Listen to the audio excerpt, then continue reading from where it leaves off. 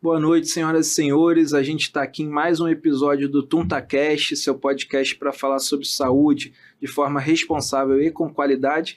E hoje o nosso tema é para falar sobre uma doença super importante, que a gente já não considera mais tão rara como já foi considerada, e que tem ali uma diversidade de apresentações enormes, desde uma doença mais benigna até uma doença mais grave, tendo como talvez a primeira manifestação a morte súbita, que é a cardiomiopatia hipertrófica. Então a gente vai falar um pouquinho sobre o que é a doença, o diagnóstico, os possíveis tratamentos. Vai ser um bate-papo bem legal, e para isso eu chamei 2 especialistas no assunto, tenho a honra de recebê-los aqui, já agradeço desde então. Vou apresentar eles aqui para vocês. Dr. Marcelo Bittencourt, que é médico cardiologista, tem doutorado em ciências médicas pela Universidade Estadual do Rio de Janeiro. Ele é coordenador hoje da vertical de cardiogenética da DASA Genômica e médico da Clínica de Insuficiência Cardíaca e Cardiomiopatias do Hospital Pedro Ernesto, aqui da Universidade Estadual do Rio de Janeiro. Dr. Constantino Salgado é membro titular da Sociedade Brasileira de Cardiologia e da Sociedade Brasileira de Hemodinâmica e Cardiologia Intervencionista, é doutor em Medicina pela Universidade Estadual do Rio de Janeiro e também é cardiologista intervencionista dos hospitais Pedro Ernesto, Universitário da UERJ, do Hospital Procardíaco aqui do Rio de Janeiro e do Hospital São José de Teresópolis. Então, para a gente começar essa conversa, pessoal, obrigado mais uma vez, uma honra tê-los aqui comigo hoje. De forma simples, eu ia perguntar a vocês o que é a cardiomiopatia hipertrófica, né? A gente sempre começa falando do tema, explicando um pouquinho o que é aquele assunto. Bom, boa noite, Guilherme. Boa noite, Constantino. Prazer estar aqui no TuntaCast. E essa doença, ela é uma doença que, por definição, né, ela é caracterizada por ser uma doença que cursa com hipertrofia ventricular, tá? E, em tese, né, é uma doença que cursa com esse aumento da espessura do músculo ventricular e, em geral, na maioria dos casos, relacionados a uma alteração genética. Tá? Então, mas mesmo aquelas em que a gente não consegue documentar uma alteração genética, é importante a gente enfatizar que essa hipertrofia ela não pode ser relacionada especificamente a alguma outra doença cardiológica, né? Então, a gente busca sempre fazer diferenciação com a cardiopatia hipertensiva ou hipertrofias causadas por doenças nas válvulas cardíacas, por exemplo. Perfeito. Mas fundamentalmente é isso. Tá ótimo. Então, assim, só para a gente ver se entendeu, né? A cardiomiopatia hipertrófica, em última linha, é uma doença que vai gerar uma hipertrofia, um engrossamento ali do músculo cardíaco, né? E a gente tem outras causas para essa consequência, vamos dizer assim.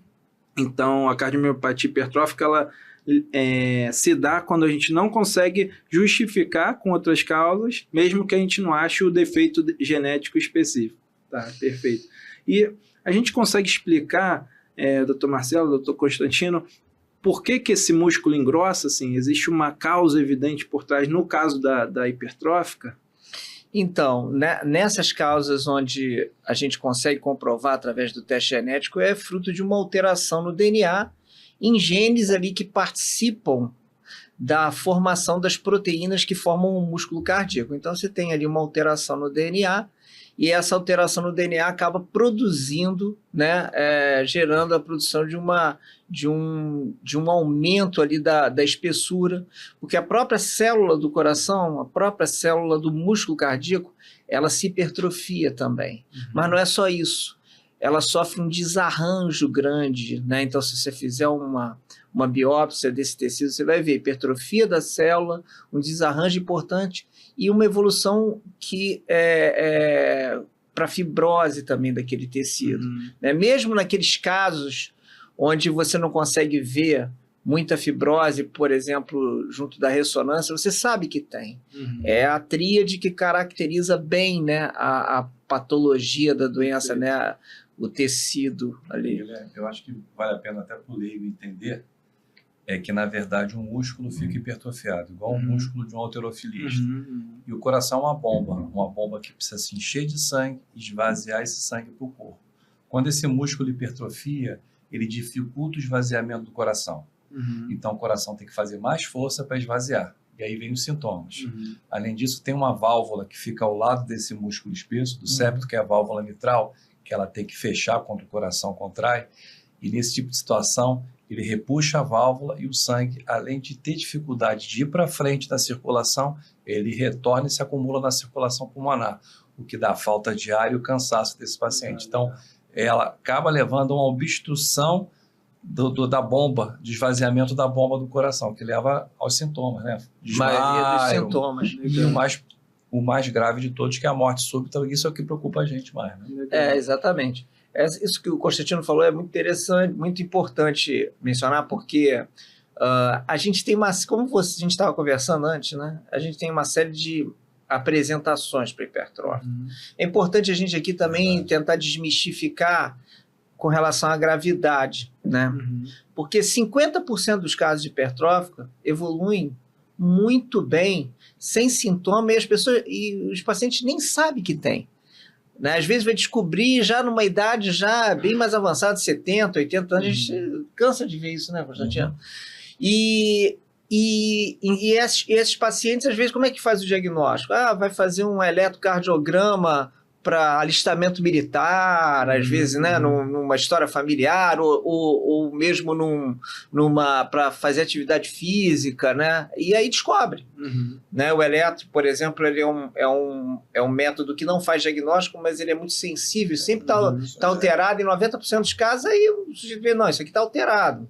Parece vamos pedir um eco. Aí faz o diagnóstico através do método de imagem, que pode ser o eco ou uma ressonância. Mas 50% não tem sintoma nenhum, entendeu?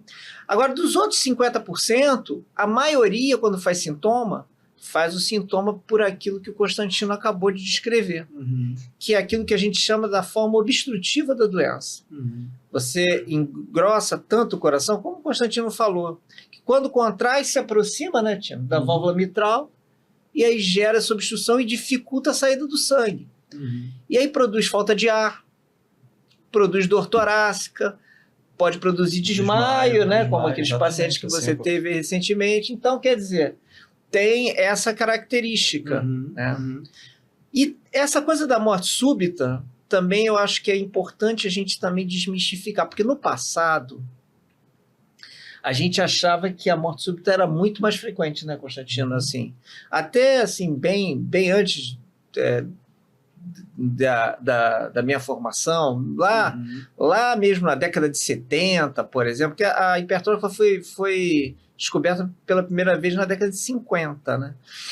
E aí foi se estudando cada vez mais aquela coisa toda, e na década de 60 se fez a primeira caracterização clínica mesmo dela. Bom, enfim.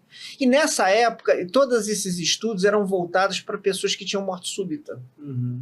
Então se achava que essa era a grande manifestação, né? E só que isso foi uma visão um tanto quanto distorcida do início, né? Porque os hospitais de grande referência nos Estados Unidos, principalmente, né, recebiam geralmente essas formas mais graves. As pessoas, os hipertróficos que estavam andando lá, ninguém conhecia. Ninguém fazia eco.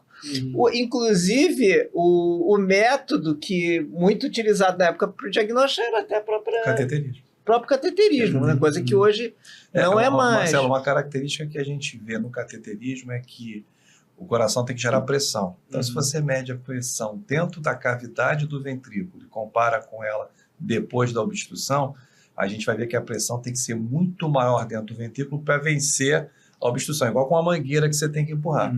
E aí a gente chama do gradiente. O que é o gradiente? É a diferença da pressão dentro do ventrículo para a aorta.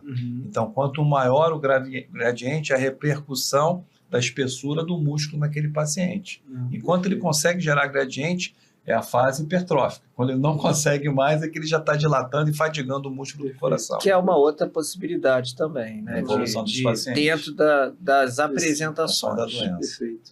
Não, vocês falaram muita informação aqui de qualidade, né? Então, só para fazer um apanhado. Resumindo, é uma doença que vai ter uma fibra muscular do miocárdio, do músculo cardíaco, vamos dizer assim, forte, mas disfuncional. Exatamente. Né? Exatamente. Perfeito. E é uma doença com um espectro, como vocês já mencionaram, gigantesco, mas que aparentemente é mais comum do que a gente imaginava lá atrás e talvez um pouco menos grave do que também a gente imaginava. Né? Então, acho que o episódio de hoje vai ser muito legal para isso, para a gente desmistificar e também tirar um pouquinho do medo, de certa forma, porque quando a gente fala de cardiomiopatia hipertrófica, o paciente que vai buscar, e é muito comum, né, nas nossas consultas e tal, o paciente escuta um termo médico, hoje é Google, ChatGPT, e aí é uma doideira, né? Porque só vem, eu brinco com os pacientes, que vem a pior notícia do mundo de cara, né? Então isso faz com que o paciente fique muito alarmado. Então acho que o episódio vai ser legal para isso. Algumas coisas vocês já mencionaram, mas só para a gente deixar bem batido. Então, assim, é uma doença que a princípio é sempre genética ou não?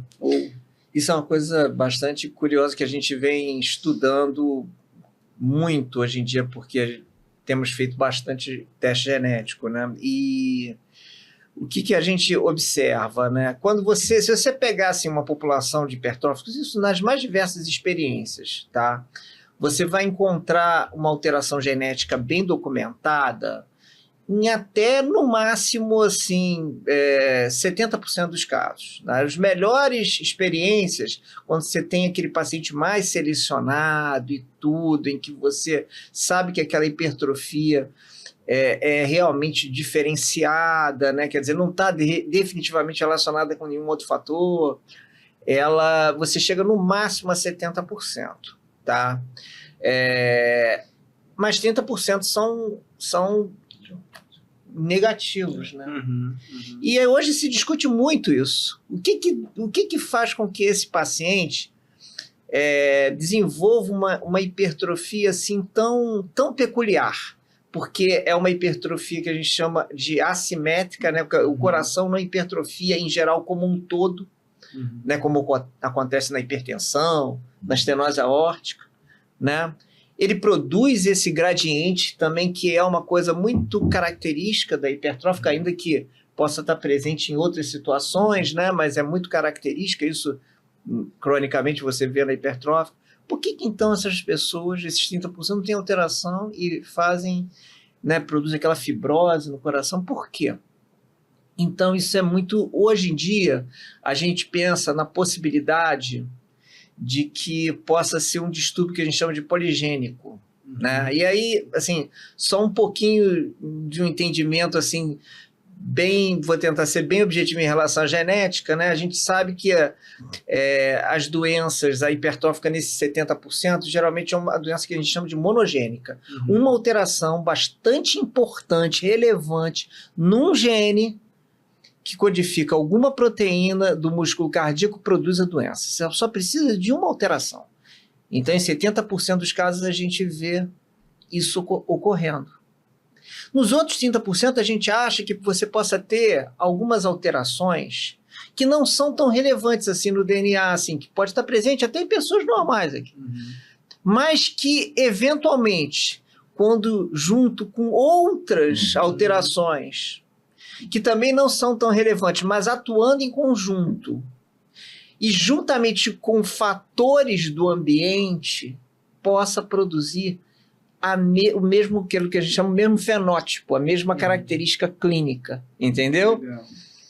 E aí, isso é importante, porque, por exemplo, o que a gente tem observado que assim, por trás, eventualmente, de fatores do ambiente, assim, muito associados a essa doença, obesidade.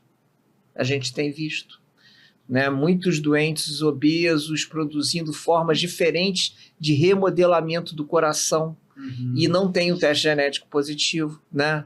Então, a doença renal crônica também, que pode estimular determinadas hipertrofias, e até assim, às vezes, a presença da hipertensão, mas não a hipertensão de uma forma tão grave, suficiente para produzir a doença sozinha, entendeu? Mas ela é um fator ali.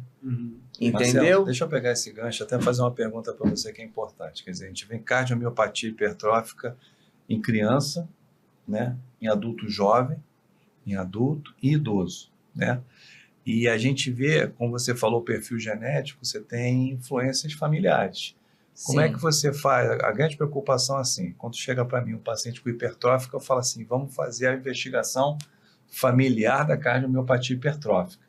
E é um alarme na família inteira, né? Todo mundo quer saber se tem risco de morrer, aquilo vira um estigma para a família toda. E lá quando eu aprendi, enfim, eu sou um pouco mais velho que vocês todos, a gente na UERJ tinha um ambulatório, né?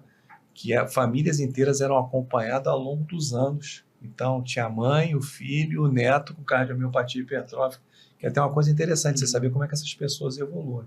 Como é que é na tua experiência esse screening que você faz, essa avaliação dos familiares com cardiomiopatia hipertrófica? Então, hoje em dia, a gente falou aqui da genética, né?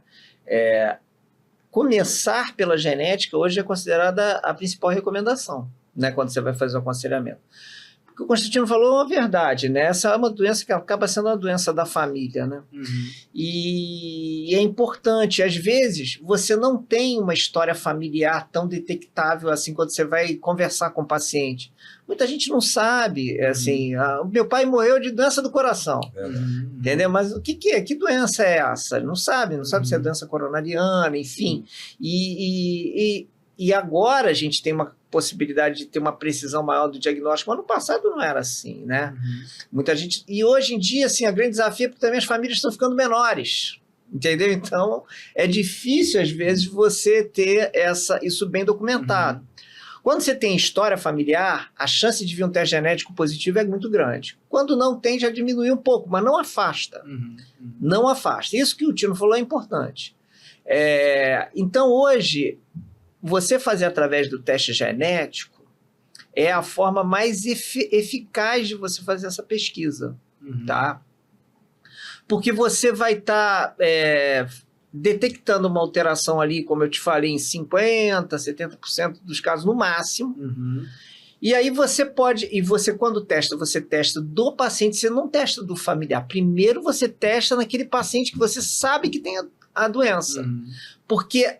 A partir dali, mesmo que você não mude muito a conduta a partir daquela informação vai ser vital para você pesquisar aquela mesma alteração dos familiares. E aí descobrir qual é o familiar realmente que você tem que acompanhar.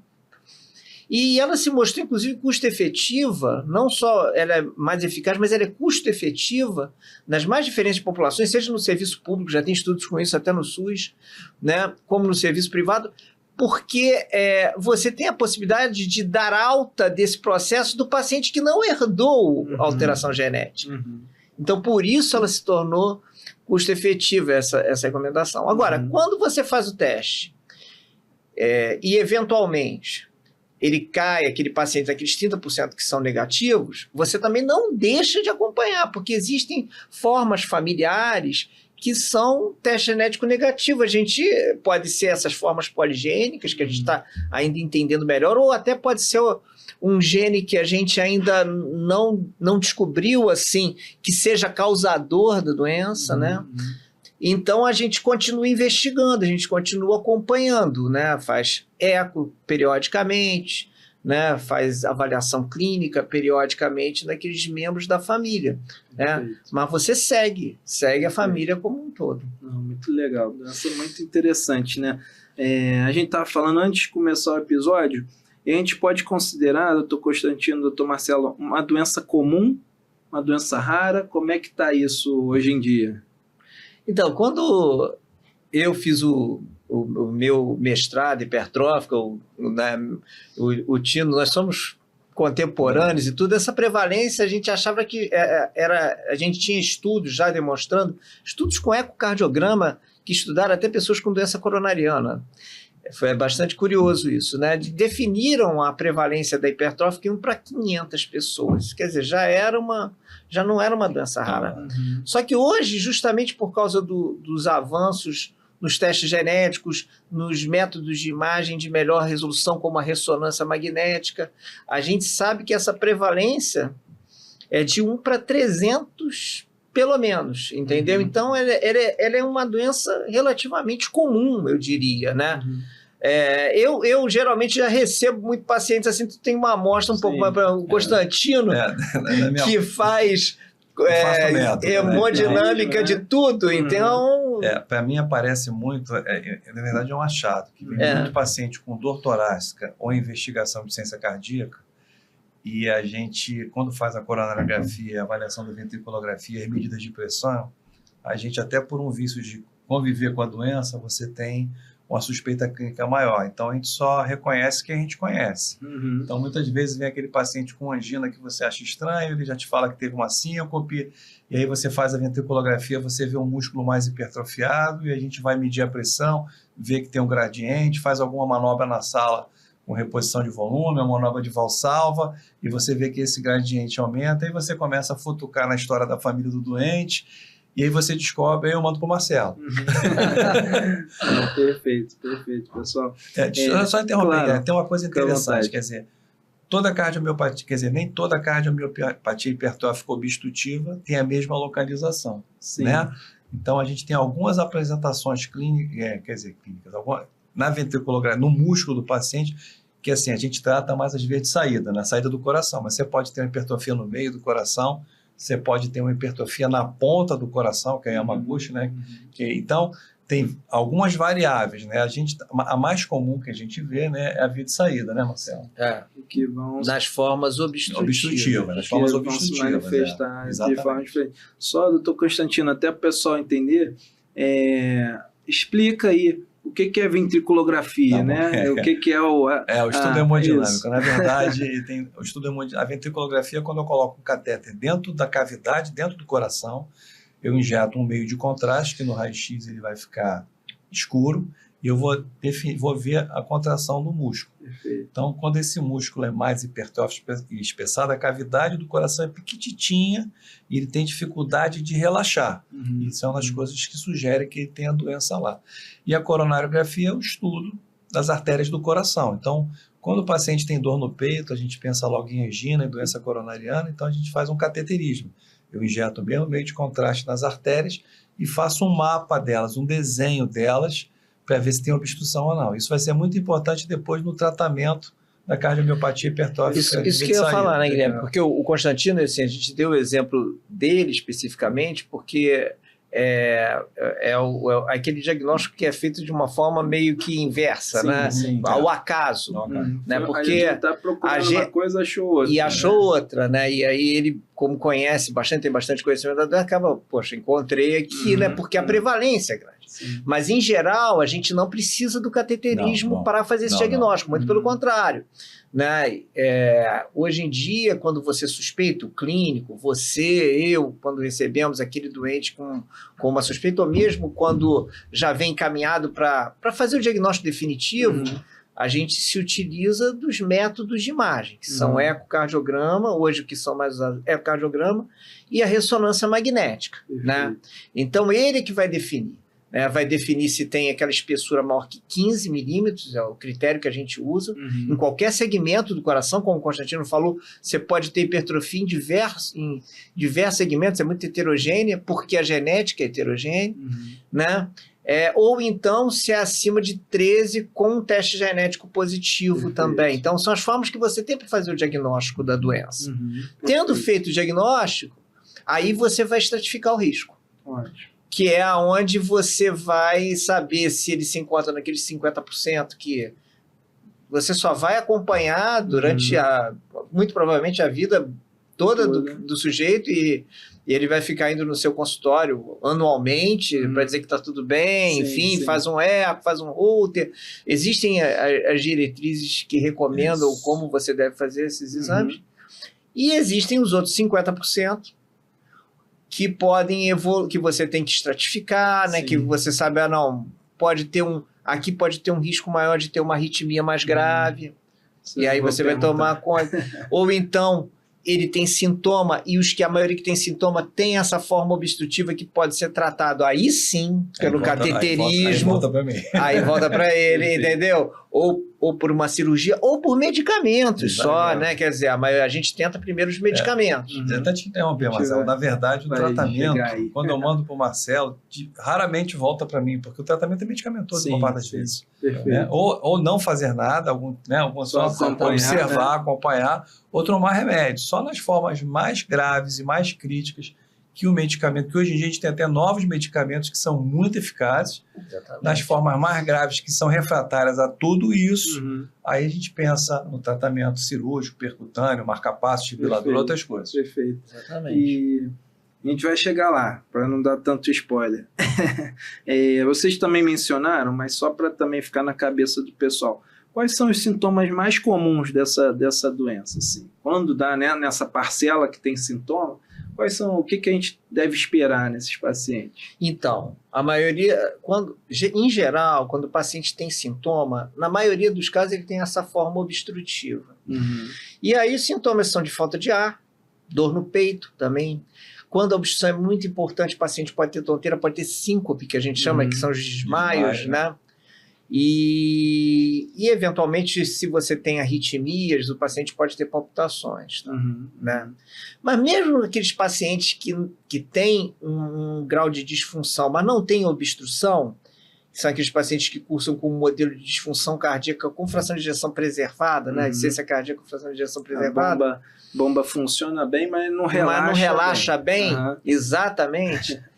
O sintoma também não é muito diferente, é falta de ar, né? Enfim, aqueles sintomas relacionados mais à insuficiência cardíaca mesmo. Perfeito. Muito legal. Então, até para voltar um pouquinho nisso, nessa forma obstrutiva, né? Vocês já falaram um pouco, mas acho que vale a gente bater de novo nessa tecla. Como é que se dá isso? Como é que ela funciona? E até pegar um pouquinho o gancho do que o Dr. Constantino mencionou, dessas diversas formas, né, de obstrução, né? Como é que funciona isso, Marcelo? Assim, até para dar o sintoma, tudo mais. Os dois pontos onde a gente tem geralmente mais obstrução são aquilo que o Constantino falou. O mais comum é na via de saída. Exatamente aquilo que ele descreveu. Você tem o coração mais grosso, vamos dizer assim, né, mais hipertrofiado ali a nível do septo. Quando o coração contrai, ele leva junto os folhetos da válvula mitral. É pena que a gente não tem uma foto aqui, né, para mostrar, né? Porque é uma dica. Eu faço isso muito no consultório para explicar. Legal. Né? Que aí ele leva pela geometria do coração, né, Constantino? Ele leva junto a válvula mitral, os folhetos, principalmente o folheto anterior. A gente chama de movimento anterior da válvula mitral. Exatamente. Os ecocardiografistas chamam de SAM, que é o Systolic Anterior Motion, né? E aí vai, leva, e aquilo obstrui, né, Constantino, na via de saída. Tá? E aí, esse é o mecanismo. Existe também algumas formas de hipertrófica, porque como a gente já comentou aqui, elas são muito heterogêneas, que você tem aquela forma médio-ventricular, tá? Que o coração fica igual como se fosse uma ampulheta, né? E aí a obstrução é entre a ponta e o corpo, né? É legal aquela medida de pressão, você vai medir a pressão na pontinha do coração, tem uma pressão, quando você recua um pouquinho, no meio do coração tem outra pressão. Legal. Então o gradiente é dentro do músculo cardíaco. Mas a maioria é na via de saída, e é a que possibilita mais formas de tratamento. Exatamente. Então, duas questões para o pessoal entender. A via de saída é ali, como o próprio nome já diz, é a saída ali da aorta, né, por onde o sangue vai passar para o resto do corpo. Isso. Né? Exatamente. E então, outra coisa, essa obstrução ela não se dá tanto pela espessura do músculo, ela se dá mais por puxar ali a válvula mitral e atrapalhar essa passagem. Exatamente. Hoje a gente sabe que o papel desse movimento anterior da válvula mitral é muito importante. Entendi. É tão relevante quanto a presença da hipertrofia. O gradiente é pela hipertrofia, né? Legal. São os dois juntos ali, eles fecham, né? Quando você tem o toque do músculo no folheto anterior, aí você produz a obstrução naquela via, naquele caminho que o sangue tem uma coisa que é interessante, que esse sintoma pode ser dinâmico, quer dizer, às vezes o paciente está desidratado, E aí ele tem porque o coração já não se enche tanto, e aí tem mais sintomas. Se você hidrata o paciente, melhora. Se você usa algum medicamento, vasodilatador, às vezes um antihipertensivo, alguma coisa, pode piorar. Então tem algumas situações que são importantes a gente observar. Ele é muito dinâmico, né? Essa avaliação. Por isso que antes de você... Eu sei que você vai falar um pouco depois do tratamento, mas assim, pensar em tratar. Porque os pacientes já chegam, né, Constantino? Isso, que é tratamento. Não, e o tratamento, assim, os mais complexos possíveis. Às vezes é importante chegar, parar e falar com você: está bebendo água? Sim. Está usando tal medicamento. Está usando tal medicamento, né? Então, assim, vamos ver como é que está teu tratamento clínico. Legal. Como ele falou, a maioria resolve bem, entendeu? Só 10% acaba precisando realmente de um tratamento mais complexo, mais invasivo. Perfeito. E agora falando do desfecho trágico, que é o motivo, acho que o paciente chega tão ansioso no consultório, quais são os mecanismos principais para esse paciente evoluir, né? Apresentar uma morte súbita, assim? Como eu te falei, no passado você achava que era muito mais comum. Hoje em dia, a gente sabe que a incidência de morte súbita é pequena, é mínima, né? As pessoas, inclusive, deixavam de fazer atividade física, porque hoje em dia a gente libera atividade física para pacientes com cardiomiopatia hipertrófica, enfim. Mas existem algumas considerações nesse aspecto, né? Então, assim, pacientes que acabam, que têm, por exemplo, hipertrofias muito, muito importantes, sabe? Acima de 30 milímetros, a gente sabe que tem uma característica maior, né? Determinadas, ainda que é difícil a gente estabelecer isso através da genética, mas a gente sabe que quem tem história familiar de morte súbita também tem um risco maior. A gente considera como tendo um risco maior também, né? Assim, pessoas que eventualmente apresentam desmaios assim, sem muita explicação, não tem a obstrução que o Constantino estava descrevendo, e tem desmaio assim, tipo liga-desliga, assim. Né? Isso aqui deve ter uma arritmia. E hoje a gente vê que essas arritmias estão muito correlacionadas ao desenvolvimento da fibrose no coração, que é uma coisa que hoje você consegue detectar, né? E por trás disso também envolve um pouco de isquemia miocárdica, porque além daquelas três características que a gente descreveu para você da hipertrofia do músculo, com aquele desarranjo, a formação da fibrose, tem uma coisa que acontece também com as coronárias desses indivíduos, que eles faz aquilo que a gente chama de um remodelamento positivo, né? A parede fica mais espessa. Então faz isquemia sem ter placa, né, Constantino? Sem ter placa ele faz isquemia. Às vezes o paciente chega com um método de imagem que indica uma isquemia, tipo cintilografia, e manda para o Constantino, ele faz o cateterismo, as coronárias estão livres de obstruções de placa. Mas tem uma coisa interessante que a gente encontra muito na hipertrofia ventricular, que é o que a gente chama de ponte miocárdica. Também, exatamente. A artéria passa ela mergulha no músculo, a artéria coronária normalmente ela vem por fora, ela mergulha no músculo e sobe. E esse músculo hipertrofiado, quando ele se contrai, ele aperta a artéria. Só que a gente vê ponte miocárdica em um monte de pessoas que não têm cardiomiopatia hipertrófica. Mas quando eu faço um exame, eu vejo muita ponte miocárdica em alguns ramos, aquilo me chama a atenção que pode haver um aumento da espessura ventricular. Exatamente. Mas, então, dentro dos mecanismos, são vários, assim, né? Mas você também se cogita a possibilidade de ter também um processo isquêmico ali associado, isso também já foi bem descrito, né? Mas tem esses fatores de risco, né? E é isso que a gente busca quando a gente está entrevistando o paciente, identificar, a gente faz Holter também para avaliar se esse paciente já não está apresentando alguma arritmia, mesmo que não sustentada, mesmo que não causadora de tanto sintoma naquele momento, né? Então, acaba sendo uma abordagem bastante a gente chama de ampla, com multimodalidade de imagens, né? Hoje o pessoal da imagem gosta muito desse termo, né? E as cardiomiopatias em geral, isso se aplica.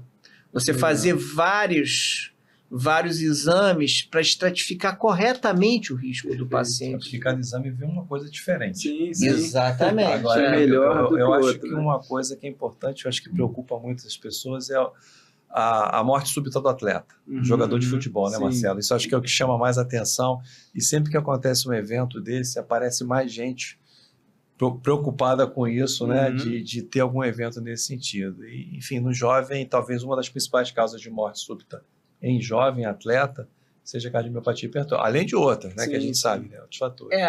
Isso aí a gente tem que até ter cuidado na hora de discutir pelo seguinte: no passado a gente tinha esse resultado, né, e isso ficava muito evidente nos estudos iniciais que tinham suas críticas esses estudos, né? Hoje, você vê, a gente estava falando aqui, a doença tem uma prevalência enorme, né?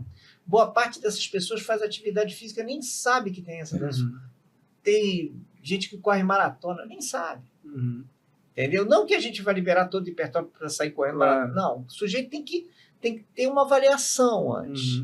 Mas o fato é o seguinte, é que se impediu muita gente de fazer atividade física sem necessidade, né? Sem tanta necessidade, e essas pessoas foram fazer doença cardiovascular mais tarde. Né? Então, hoje a gente tem muito receio disso, né? Porque a prática do exercício está relacionada à prevenção de várias doenças, né? Desde a doença cardiovascular até o câncer, enfim, né? Doenças... exatamente, é muito benéfico. Então, nos últimos anos, eu diria aí, nas duas últimas décadas, o pessoal que faz medicina do exercício tem estudado muito os pacientes com cardiomiopatia hipertrófica, tem dado muita segurança para o clínico. Então, hoje eu tenho total segurança de liberar o meu paciente para atividades físicas até de moderada intensidade. E se ele quer fazer uma atividade física de alta intensidade, você tem até estudos que mostram que existe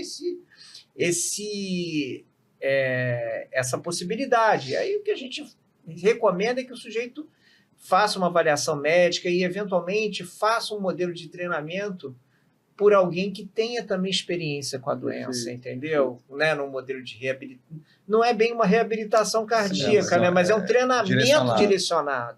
Entendeu? Então, existe essa possibilidade. Legal. Realmente, o que o tio Constantino falou ainda é verdade. Quando você vai pegar a maioria dos estudos, ainda vê muito... assim, daqueles que fizeram morte súbita, existe um percentual significativo que tem hipertrófica. Mas, assim, hoje em dia também a morte súbita em quem faz atividade física é considerada com a parcela de pessoas que faz atividade é muito pequena. Sempre chama atenção porque é uma coisa que alarma, né? Dramática. Vai ser até o tema do episódio da semana que vem. A gente vai falar sobre quem pode fazer atividade física e quem não pode. Vai ser legal pra caramba. E a outra pergunta que eu ia fazer era exatamente isso, mas só para a gente sacramentar sobre essa diferença dos fenótipos e quem estaria sobre maior risco de um desfecho desfavorável. E aqui a gente vai estar, desfecho desfavorável, a gente vai estar falando de morte súbita, né? Então, basicamente, né, Marcelo, para ver se eu entendi isso, o pessoal também que estiver ouvindo a gente entendeu, você recebeu o paciente com cardiomiopatia hipertrófica, você vai buscar sinais de mau prognóstico, né? E aí a maioria deles com imagem e métodos complementares. Primeiro, óbvio, na história, foi o que você falou, os pacientes com cardiomiopatia hipertrófica tem história familiar de morte súbita. Opa, isso já liga luzinha amarela. Aí você vai buscar com eco, com ressonância, se o grau de hipertrofia é muito importante, se tem um percentual de fibrose importante na ressonância. Isso. Alguns o Holter para ver se tem arritmia. Não esqueci de perguntar se o paciente também tem queixas de síncope, de desmaio. Perfeito, esse liga-desliga que você falou. Exatamente. Né? Então, ergométrico tem um papel ali para ver se você tem... Eu ainda faço teste ergométrico também. Gosto de avaliar se o paciente tem queda na pressão no pico do esforço, eventualmente se ele faz uma arritmia, né? Mas assim, não são todas as diretrizes que recomendam que você faça. Né? Existem outras formas também de você avaliar, tem calculadoras, né? Mas aí eu acho que já fica uma coisa muito específica. E essas calculadoras, elas acabam utilizando muito esses mesmos métodos que a gente usa para avaliar os fatores de risco principais. Exatamente.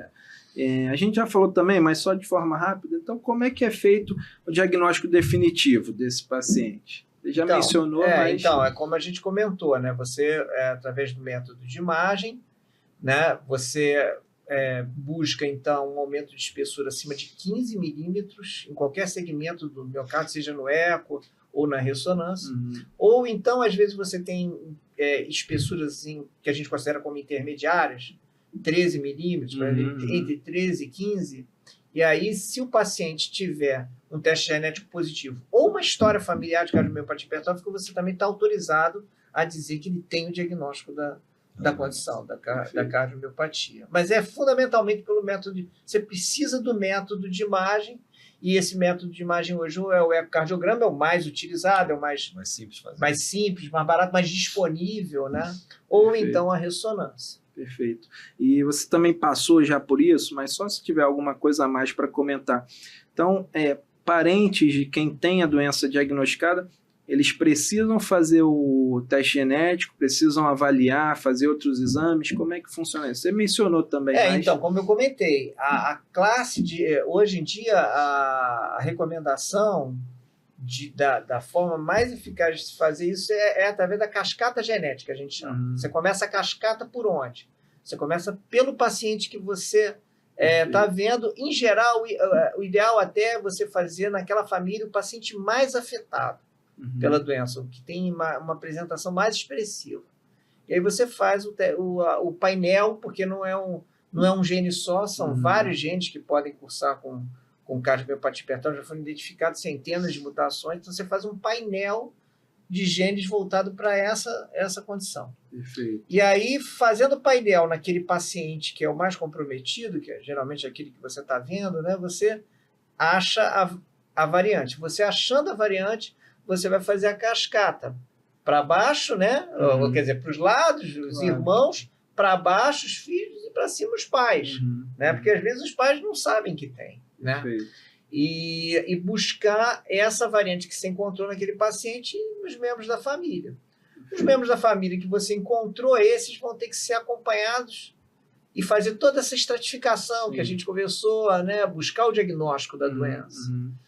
Né, e estratificar. E aqueles que não herdaram a variante, a variante que a gente chama é a mutação, a mutação genética, eles não precisam mais ser acompanhados, não tem que ficar mais fazendo exames com essa finalidade, entendeu? Eles vão cuidar dos fatores de risco mais comuns aí no dia a dia, hipertensão, diabetes, epidemia. Legal. Agora, falando um pouquinho disso também, mas uma pergunta de ordem prática, né? Que é o que a gente falou, o paciente recebe esse diagnóstico, mesmo que ele tenha uma idade elevada, ele vai ficar ansioso. Como é que funciona assim? Vou dar um exemplo. O paciente chegou para vocês com 80 anos, não tinha diagnóstico conhecido, não tinha sintoma, mas achou ali no exame de imagem uma cardiomiopatia hipertrófica. Aí dispara a cascata de ansiedade, em vez da cascata genética, né? A cascata de ansiedade. Como é que a gente prossegue com esse paciente? Como é que a gente tranquiliza ele, né? Porque a gente tem aquela brincadeira, a vida meio que triou ele, né? Exatamente, já estratificou, né? Essa coisa dos 50% que eu te falei é uma forma interessante de você abordar, né? Porque, assim, você já mostra para ele que ele está nos 50% que ficou bem. Mas tem uma coisa importante, Marcelo. Né? Acho que é importante saber se ele tem sintoma.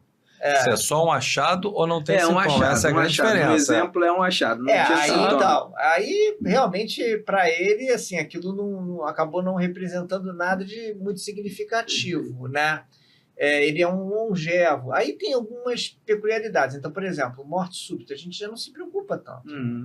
Pode ter morte súbita em pacientes idosos com hipertensão? Pode, mas assim, o mais comum é a gente ver isso abaixo dos 60 anos. Depois dos 60 anos, é até controverso se você deve ficar estratificando com essa finalidade. Entendeu? Então, só pacientes muito selecionados, realmente com alterações que podem ocorrer. Ele pode desenvolver alterações graves que podem, digamos assim, gerar o risco de morte súbita após os 60. Pode, existe isso. Né? Mas é a minoria dos casos. É a minoria grande dos casos. Então, em relação a isso, a gente fica mais tranquilo. Agora, por exemplo, os pacientes mais idosos com hipertrófica, eles têm uma chance bem significativa de fazer, por exemplo, fibrilação atrial. E aí, nesses casos, quando eles têm fibrilação atrial, você tem que anticoagular, entendeu? Não existe você sabe muito bem, você que trabalha em emergência, tem aqueles casos que você, vou anticoagular ou não, Sim, vou fazer alguns scores. Não, hipertrófico não tem isso. E fibrilação atrial é anticoagulação. É anticoagulação, não tem nem porque o risco de AVC é muito grande. Eu acho que é entendeu? importante para o leigo, Marcelo, a gente falar o que é a fibrilação atrial, porque na verdade, assim, com esse músculo que está contraindo mal, o sangue que vem lá do átrio esquerdo para o músculo, por essa válvula mitral, acaba acumulando e esse átrio começa a crescer, crescer e crescer. E esse desarranjo do crescimento do átrio leva a um desarranjo da atividade elétrica do coração, que aí dá para fazer um coágulo dentro do coração e aí tem o risco de AVC. É a arritmia sustentada mais frequente. Exatamente. E no idoso ela já é frequente, né? Mesmo com a hipertrófica, então isso potencializa nesse risco, né? Então, são aquelas características. Então, também o fato de, como você falou, ele pode ficar mais tranquilo, porque ele muito provavelmente não vai ter aqueles riscos que envolvem um paciente mais jovem, ele já passou por isso, mas até pelo fato de ser longevo, ele continua tendo que ser acompanhado para essas outras questões, né? Arritmias, como a fibrilação atrial, a própria insuficiência cardíaca também pode ocorrer, né, na sua forma onde você tem uma função preservada. Então, ele precisa ser acompanhado do mesmo jeito. Legal. Uma coisa que voltou aqui, nem estava nas minhas ideias de pergunta, mas acho que é super relevante.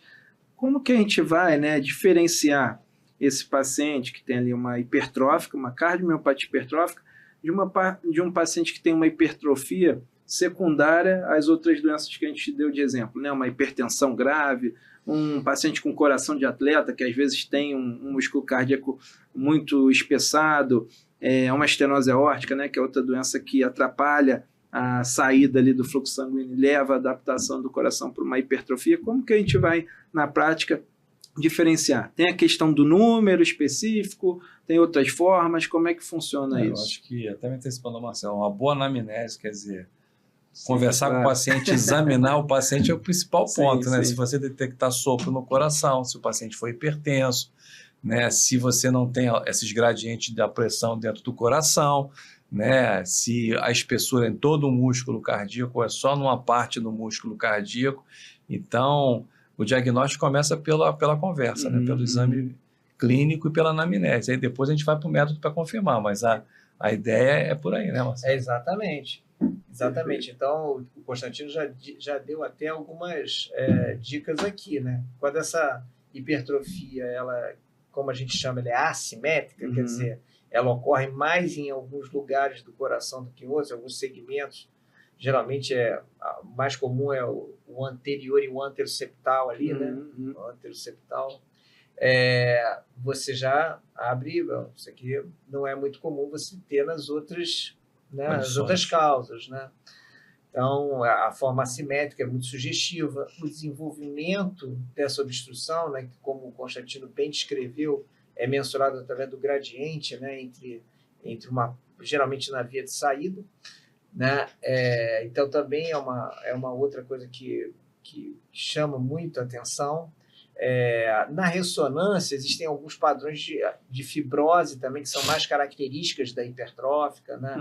Os sítios de inserção, ali no septo, onde estão os sítios de inserção do ventrículo direito. Aí são coisas técnicas, né? Mas a ressonância também tem essa possibilidade de sugerir isso. Então, isso faz com que a gente pense mais na hipertrófica. O coração de atleta quando, assim, a hipertensão arterial é quando você tem hipertensão grave, que não controla, né? Geralmente tem um fundo prazo, de olho, né? Que tem uma retinopatia associada, outras lesões de órgão-alvo, você consegue diferenciar. Sim. O coração do atleta, às vezes, é um desafio. É um desafio, porque pega pacientes jovens, né? Com um modelo de hipertrofia. Em geral, ela não é assimétrica, mas às vezes você pode ter às vezes você pode ter um pouquinho de assimetria, sem ficar em dúvida, né? E aí você tem que buscar aquelas coisas que caracterizam bem o coração de atleta, né? Então, assim, o coração de atleta quase não tem hipertrofia, não tem obstrução.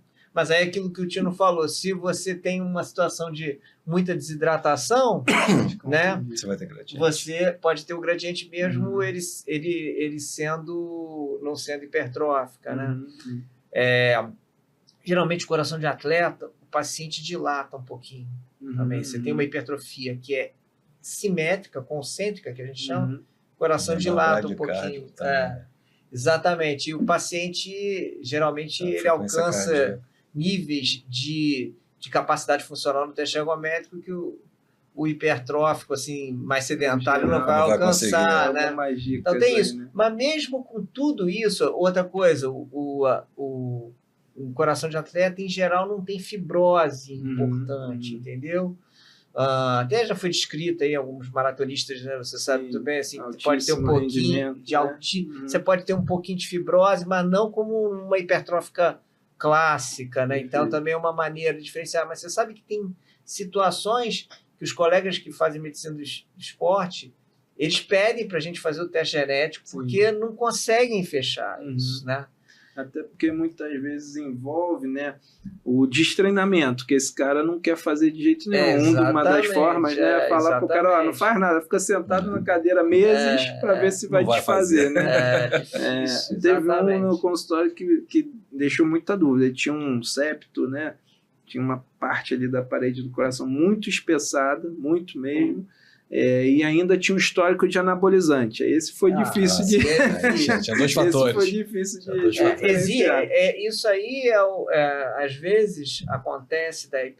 Isso acaba caindo um pouco naqueles casos onde o teste genético pode ser negativo, porque existem hipertróficos que são causados pelo anabolizante. Sim.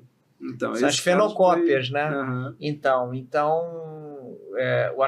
aí você vai lá, pesquisa genética e não tem nada. Exatamente. Falou, como obesidade. Exatamente. E às vezes produz uma hipertrófica realmente assim, com as características de uma hipertrófica genética. E não é. Exatamente. Agora a gente vai entrar mais no tratamento. Acho que o Dr. Constantino vai abordar melhor aí também. Vou deixar meio que livre para a gente falar, para não ir perguntando, né, coisa por coisa, mas naquela parcela que precisa de tratamento específico, seja ele medicamentoso, uma intervenção mais específica, como que é feito? Quando que o paciente precisa de um tratamento medicamentoso, quando precisa de uma intervenção?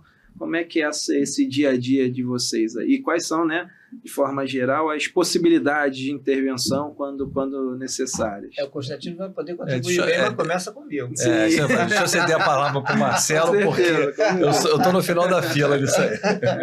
Então, a gente realmente assim, você tem que primeiro definir se o paciente é obstrutivo ou não. Sim. Né? Porque ele vai ter formas diferentes de tratamento. 70% vai ser obstrutivo, tá?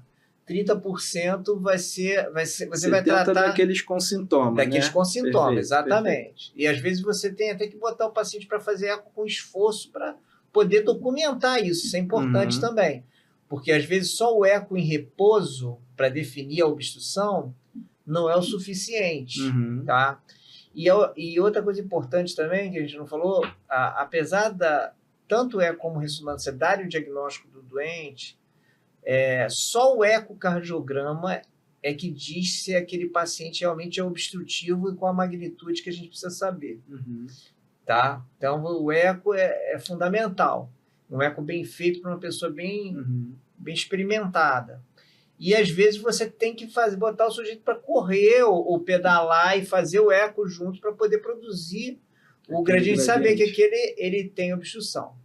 30% não vai ter obstrução. Esses eu não vou entrar muito em detalhe, porque é o tratamento de uma insuficiência cardíaca com fração de ejeção preservada, que acho que você deve abordar isso em outros podcasts, né? Vamos dizer assim.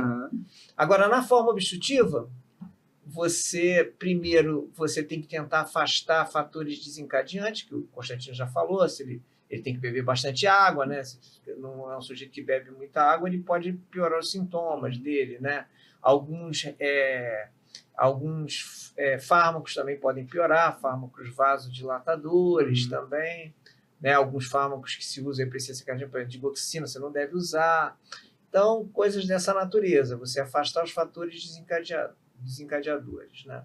E aí, as drogas que a gente utiliza com mais frequência são as drogas que reduzem a frequência cardíaca. Porque essas drogas, elas melhoram aquilo que a gente chama o tempo de relaxamento do coração, permite que o coração se encha bastante, e quando ele se enche bastante, ele afasta esse toque que o Constantino descreveu entre a hipertrofia, que geralmente vem do septo, com essa válvula mitral, e cria um espaço, um caminho, larga passagem. entendeu? Então, essa é a função de drogas como, por exemplo, o beta-bloqueador, que é a principal classe de drogas para essa doença. Perfeito. Naqueles que você não tem, digamos assim, contraindicação a beta-bloqueador, você pode lançar mão de outras, né? Bloqueador do canal de cálcio e tudo. Mas o beta-bloqueador resolve a maioria dos casos, né? Mas existem alguns casos que você não consegue. E mesmo hoje a gente tem se falado muito da possibilidade até de você começar a você poder utilizar em formas mais importantes de cardiomiopatia hipertrófica algumas drogas que têm, digamos assim, um mecanismo de ação mais complexo, né? Que atua diretamente lá na fibra do miocárdio, que são os inibidores de miosina, que a gente chama. Essas drogas são drogas realmente bastante potentes, elas são mais eficazes a gente vê sendo mais eficazes que o beta-bloqueador, tá? Para tratamento dessa forma obstrutiva. Já tem até trabalho mostrando que a utilização delas diminui a necessidade de fazer procedimentos como que o Constantino faz. Geralmente um tempo relativamente curto, o paciente já percebe, melhora muito, né? é impressionante. Né? Mas o problema hoje em dia dessas drogas é o acesso, o custo, porque o custo está sendo muito alto ainda, né? Mas eu acredito que, assim, com o passar do tempo, eu não tenho dúvida que é o que vai dominar, né, o tratamento medicamentoso desses pacientes.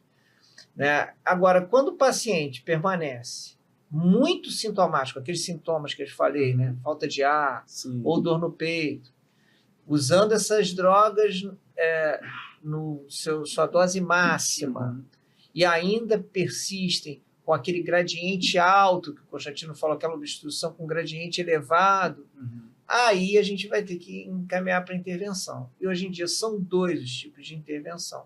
Quer falar sobre eles? Na verdade, nós temos 2 tipos de tratamento. Então, a gente tem que pensar que esse músculo está espessado, está aumentado, e a solução para melhorar a passagem do sangue é diminuir o tamanho desse músculo. Então, ele pode ser feito por uma cirurgia cardíaca tradicional, que a gente chama de miectomia, que é o cirurgião com anestesia geral, abre o externo, né?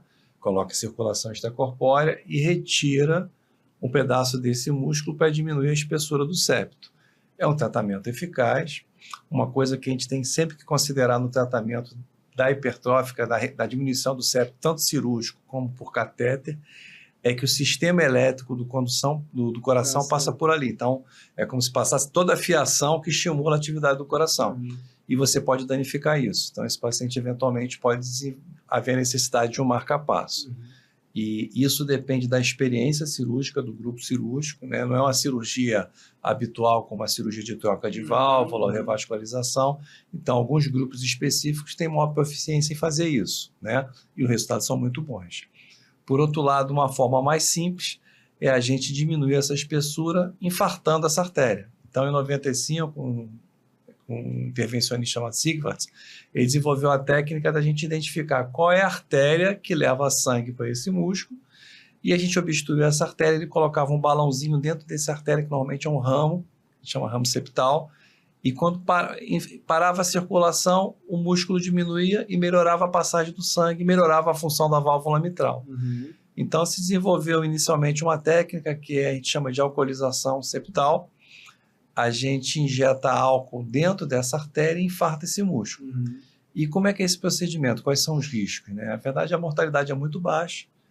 A gente utiliza um balãozinho tipo de angioplastia, que a gente oclui essa artéria e geralmente a gente faz o teste, que esse paciente com anestesia geral ou sedação, com eco guiando a gente. A gente injeta um contraste através desse catéterzinho e vê no eco se ele vai impregnar aquela região onde está a hipertrofia. Confirmou isso, a gente injeta uma pequena quantidade de álcool absoluto, né? Antigamente se injetava muito mais, se tinha muita complicação, e a gente vai observar na sala esse músculo diminuir pela agressão que a gente faz ali, esse infarto, e melhorar a passagem do sangue, né?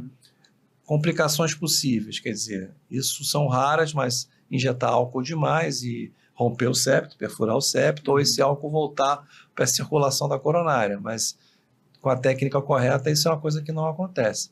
E aí tem um comportamento interessante, que depois o Marcelo vai ver na sequência. A gente na sala, esse tal de gradiente, que era 100, cai para baixo de 30, e dali 2, 3 dias esse gradiente volta a subir. A gente fala assim, não funcionou. Não, na verdade é que aquele músculo faz um edema, ele incha, então ele volta a ocupar aquele espaço. Mas na sequência dos meses subsequentes, aquilo volta a encolher e fibrosar. Isso melhora muito o sintoma, melhora muito a função da válvula mitral. Outras técnicas têm sido desenvolvidas para a gente fazer uma abordagem menos invasiva do que a cirurgia. Uma delas é a ablação, que é quando você coloca um catéter que você faz a radiofrequência e queima esse músculo, mas é muito mais complexo, você tem que fazer uma punção através do átrio e descer, ou ir pela ponta do coração. A outra é, ao invés de injetar álcool, você injetar microesferas, mas que também é muito mais caro, que na verdade, e é um pouco mais complexo também, porque você não pode usar esse balão que a gente oclui, tem que usar 2 balões, é uma coisa um pouco mais complicada. E a outra também é a miectomia percutânea, que é você, através da ponta do coração, usar um sistema que você corta esse músculo de uma forma minimamente invasiva, mas ainda é um modelo experimental. O que a gente tem de absoluta hoje em dia é o tratamento cirúrgico e o tratamento por catéter com infusão de álcool na coronária. É interessante, assim, porque assim, a gente participa muito das decisões, né? Eu e o Constantino, a gente trabalha juntos lá na universidade, assim, e qual é o doente que vai para um procedimento, vai para outro. A gente trabalha no modelo de heart team para definir isso, né? E realmente, assim, as mortalidades são muito comparáveis na literatura em geral, né? E é curioso porque até quando eu dou essa aula para os alunos, eu falo, na hipertrófica a gente faz tudo diferente, né? Quando vai abordar, a gente tira músculo, a gente infarta músculo, é tudo o contrário, né? Mas isso geralmente não é importante dizer que isso não gera danos para aquele paciente, é seguro, né? Você pode ter uma outra complicação, até o Tino comentou do negócio do marca-passo. O marca-passo é até mais comum, a gente costuma ver nas alcoolizações do que nas cirurgias. É o dobro. Até. É mais comum nas alcoolizações, mas ao mesmo tempo, como ele falou, é um procedimento menos agressivo, né? E muitas vezes, desculpa, Marcelo, o marca-passo é até terapêutico para hipertrófico. Você muda a performance cardíaca com o marca-passo. A gente às vezes acaba usando ele para modelos diferentes de estimulação, ainda que ele isoladamente não tenha essa capacidade, né? Então, realmente aquilo ali tem que ser discutido por um time de especialistas, né? Se você tem, por exemplo, uma alteração na válvula que é um pouco pior, né? Você também indica cirurgia, porque a alcoolização não vai resolver, né? Quer dizer, se o componente valvar daquela obstrução for muito importante, com muita doença ali, aí às vezes você tem que fazer a miectomia, tirar um pedaço do músculo e ainda fazer uma plastia da válvula mitral. Na verdade, a indicação cirúrgica está muito relacionada a isso também. Agora, uma coisa que eu esqueci de falar que é importante, esses pacientes, quando o Marcelo indica para a gente tem que ver se a gente tem alguma artéria passível de ser alcoolizada, digamos assim. Então, a coronariografia, o cateterismo é importante com a visão de a gente identificar essa artéria, porque às vezes você tem 3, 4 ramos ali, ou são muito finos ou muito pequenos, e às vezes você trata um ramo e o coração faz uma circulação colateral e volta a irrigar aquele músculo, e às vezes você precisa fazer procedimentos repetitivos. Uma das coisas que dentro da minha especialidade hoje, talvez corrobore com a gente indicar menos cirurgia para o problema da válvula, seja você usar métodos também por catéter de tratar essa válvula. Então, uma coisa que a gente chama são clips que a gente coloca na válvula mitral e aí você consegue segurar essa válvula e diminuir essa regurgitação. Mas provavelmente isso está indicado para paciente com risco cirúrgico muito elevado. Então, talvez esse idoso de 80 anos que refratário ao tratamento clínico com muito sintoma, talvez seja um modelo que a cirurgia leve a uma maior mortalidade, a gente poderia fazer isso percutâneo. Legal, muito bom. Acho que uma dúvida que deve surgir para vocês no consultório, acho que é muito comum, é assim, o paciente, tá bom, doutor, então tem indicação do procedimento, né, alcoolização, mectomia, mas a minha doença é genética. Isso não vai, o músculo não vai voltar a espessar? Não volta, gente. Isso é uma coisa... Infartou, tirou o músculo, não volta. Não volta, não Perfeito, volta. porque isso é uma dúvida comum dos pacientes. Porque, né? assim, isso é uma coisa curiosa da genética, né? A genética, você tem uma... Isso nas cardiopatias em geral, né? Você, primeiro, tem aquela afirmação que a gente sempre fala, né, para o paciente, né, que a doença é uma doença de penetrância incompleta, expressão variável. O que quer dizer isso? Quer dizer o seguinte, às vezes a pessoa também herda o gene, né, alterado ali, mas não manifesta a doença. Ou então vai demorar muito para manifestar, ou vai manifestar numa forma muito branda, né? E a expressão ela é muito variável, até em pessoas da mesma família, não é? Porque um evoluiu na família que aquele vai evoluir do mesmo jeito. E também não é aquela expressão que é permanente ali, né?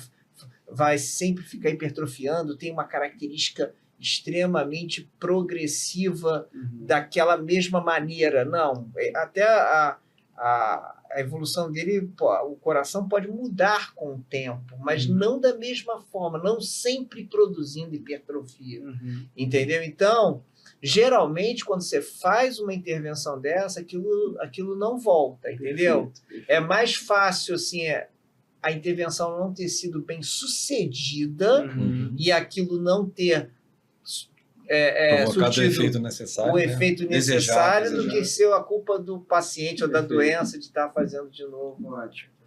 Bom, a gente está aí, acho que é quase 1 hora conversando, assunto legal pra caramba, extenso. Vou para a penúltima pergunta, né? Não é a última, é a penúltima. Nessa questão da prevenção de morte súbita, né? Tem uma parcela ali, um perfil dos pacientes que vão se beneficiar daquele aparelhinho, né, que a gente chama de cardiodesfibrilador implantável.